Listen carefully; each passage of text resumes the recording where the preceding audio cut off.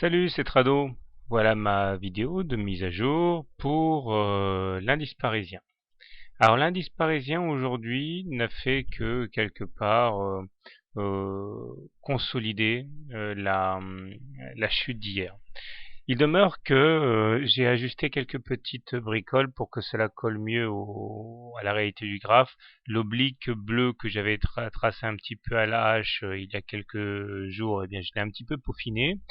Et ce qui nous permet de voir deux choses. Tout d'abord, nous avons bien clôturé hier au contact de l'oblique bleu et pas en dessous. Et surtout, la bougie du jour eh bien, montre un enfoncement momentané de l'oblique bleu, mais qui ne s'est pas traduit en clôture par un enfoncement, puisque nous clôturons in extremis au-dessus de l'oblique bleu, avec une sorte de quasi-doji. Il y a une petite vidéo, un petit article didactique sur le blog didactique, hein. Donc, on dirait que quelque part les intervenants ont procédé à quelques achats à bon compte, à moins qu'il s'agisse de simplement une sortie de trade pour les baissiers. Toujours est-il que les indicateurs techniques sont clairement dégradés, avec un MACD qui clairement passe sous son signal et en zone négative, de même que le momentum qui est négatif. Le stochastique n'est pas encore en zone de survente, mais il y va tout droit. En plus, demain, on devrait être gratifié d'un magnifique croisement M7-M20, décroissance qui devrait également attirer de nouveaux traders baissiers dans l'arène.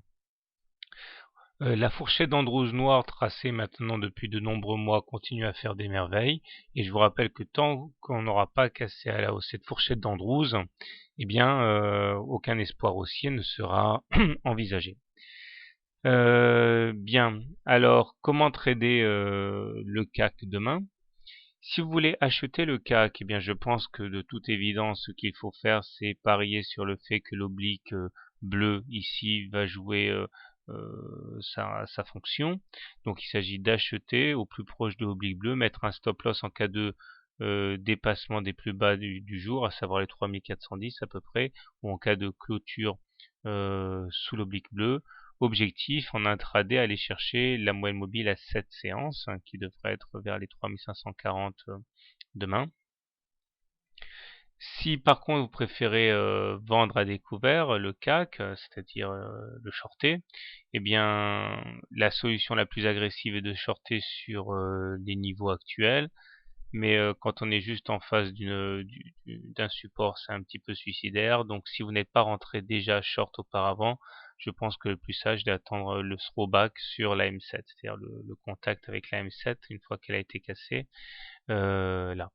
Donc aux alentours des 3550 par là. Je profite donc ma préférence, si j'étais pas déjà baissier, eh bien je préférerais privilégier un short sur rebond technique.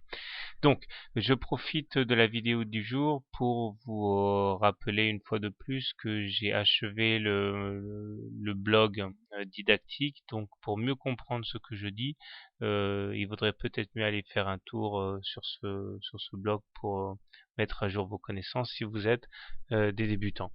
Et puis j'en profite également pour vous dire que il est utile de s'abonner à la newsletter. De toute façon, il n'y a pas de pub dedans, hein, mais c'est simplement que s'il y a des contre-ordres, des contre-opinions qui interviennent entre maintenant et la clôture des bourses américaines, eh bien c'est bien quand même d'en être informé le lendemain à 7 heures et ne pas se cantonner à ce que j'ai pu dire en clôture des marchés européens.